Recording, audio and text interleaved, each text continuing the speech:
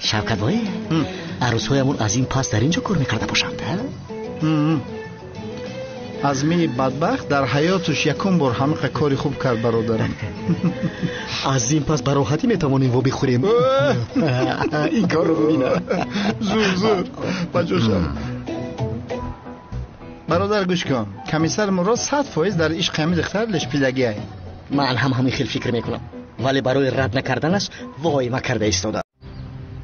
اگه کانون معبد عمو اگر روز همین برادر من کلا زنده باشه خیلی زنده ایو همورتون میپرونی که پیش مردنش دشمن بدین که تو رو نپراندم شوکت، باز کلت کلاس رو میپراندم. شیری نریده که کانون الونجی جمع چکر شیطانی نکن. اکا یک تا بزنمش. از میگیرم شپلاقت میزنم. حالی یکم تا میخوری. حالی بیست کردم. اینها کی باشند؟ راستی گپ نشناختم شما. قانون دیوانا شفت را دیدن میخواد. این خیلی باشد با آفیس بیاید. استه بسم الله. خدایی اکا کانون شود بیارم مخیر. اکا بیا گفی همین شیروی نرا نشکنیم با خویش خیلمو میریم. حاضی من این پیستالیتی اکا کانون جانو بگیریم.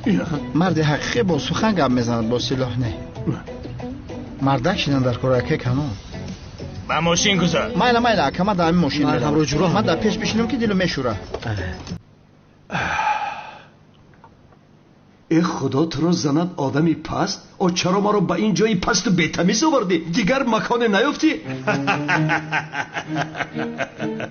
منتظر بودی که تو را به مهمان خانه 5 ستاره دار میبریم. شیری نریده شم کم نیست. آخرین دعایت را بخوام کنان. در این محله دو کس زیاده.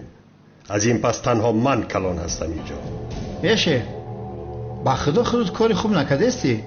ما با نزدیکی قطعی این صغیره توی داریم. زن میگیریم اکا آشناور بیوخی. اکا جون دیلی ما رو نشکن، ما با شوکت عروس داریم. راست میگه با خدا اگر شکر کرد خدا زند شما را دمتان را گیرید. مثل جوان مرد زندگی کرده نتوانیست. ای اکلا مرد بر این موره؟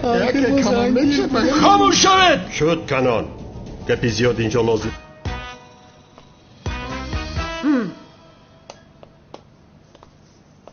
سایران جان شیری نریده شیری نه. ای بدبخت با تو ما را کشتنه بدی شورشو که با خدا گوشت هم میکنم. حاضر انا تمام یافتم من. چی را یافتی اکا؟ حیاتم را دوستم. چه خیلی حیاتا؟ امیدی زندگیم را. امید زندگی؟ اکا چی میگوی؟ سایرام جانم.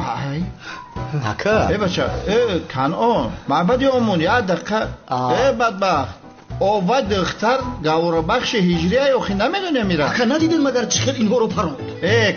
بیزار کدی اکا دکشه